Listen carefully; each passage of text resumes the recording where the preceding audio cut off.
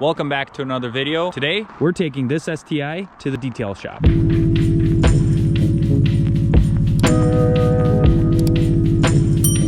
The reason I'm taking the STI in the winter to the detail shop is because when I got it painted, I took the car home, I put all the body panels on, and now I'm gonna take it back to the paint guy and have him buff out the entire car so that everything looks smooth. Let's go. We just got some window washer fluid.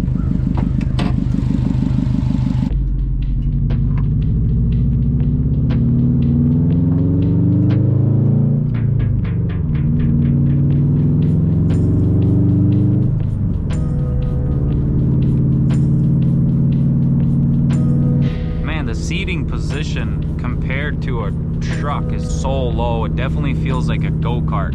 Uh-oh guys, looks like we have our first check engine light, but I'm not too worried about that because that check engine light is from the second piece of the downpipe I am missing because it was cut off at the auction. Those things are worth like $1,000 or so right now.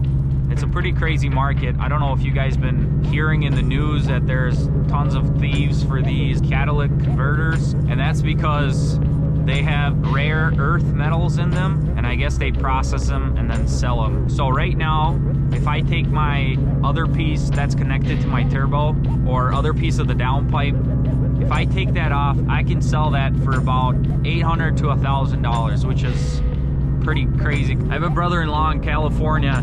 His Prius catalytic converter got stolen, if I'm not mistaken, 3 times, which is pretty crazy. And I think they went for a 4th time, but they failed or something like that because he started to put all these little bracings and things like that on them. Right now we're headed to the detail shop.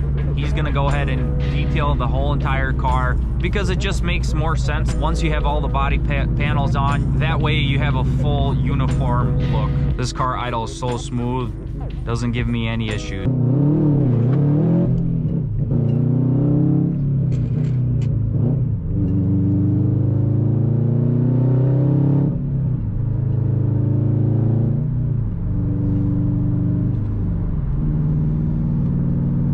Today is officially my 16th day posting a video each day. My 30-day challenge is about halfway over. So far on my channel, I've seen slight growth, nothing crazy.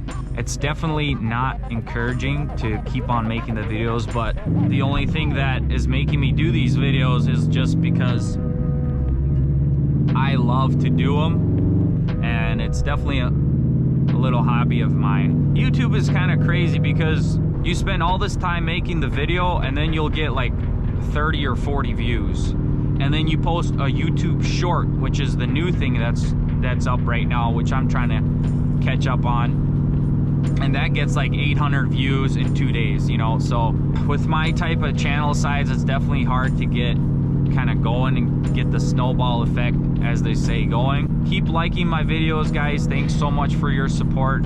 Keep subscribing. Share these videos with your friends. That will definitely help the YouTube algorithm kind of pick my channel up and maybe recommend it to a few folks or something like that. So, wow, these RPMs are kind of high. I didn't really know that on an STI. If you're going 70, you're almost at 3,000 RPMs. I have some brand new Blizzaks on, which is interesting because this car is originally from Alabama.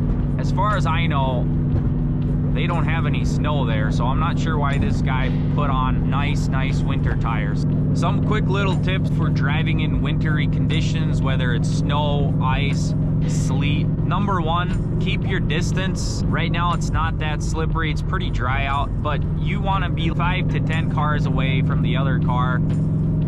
You never know, there could be a dead stop around the corner. Number 2, be careful of bridges.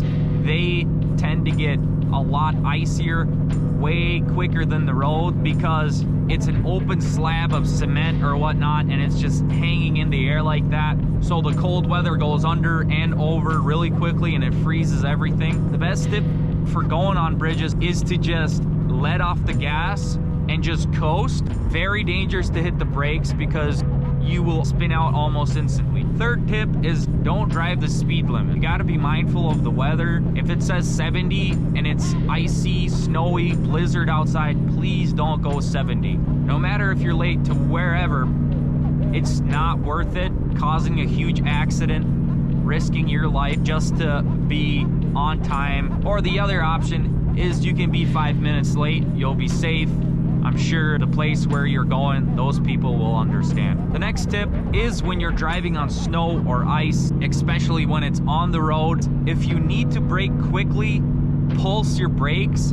Don't slam on your brakes and hold it there, because you will spin out, your ABS will kick in, your tires will lock up, and then you'll just go sliding. And if you have to, steer closer to the shoulder just in case you're not able to make that stop. You can see here in the left, if there was a dead stop right in front of me, I would definitely pulsate my brakes and veer off to the left as much as I could. That will prevent you from people rear-ending you. The next tip, very important, whenever there's terrible weather, have your lights on.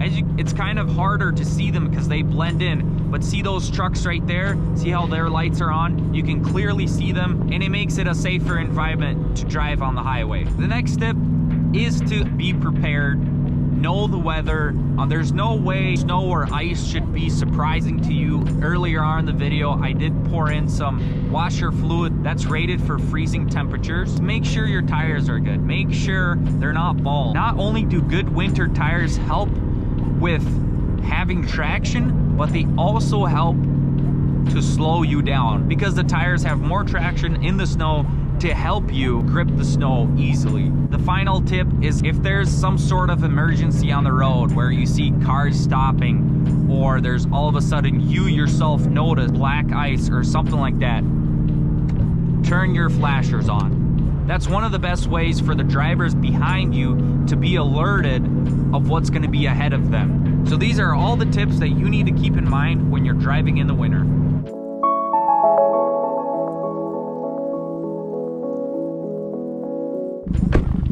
Alright guys, we just made it safely, thank God. Let's see what he has to say. Alright, so I just got done talking to the detail guy, and he has some things going on right now, so he's only gonna get the car way later in the evening. So with that said, I won't be able to film the detailing process, but basically they're gonna buff the entire car, clean the inside of the engine, and as well do the interior of the car. As you can see, all of this stuff, they're gonna do that, and it's gonna look basically brand new.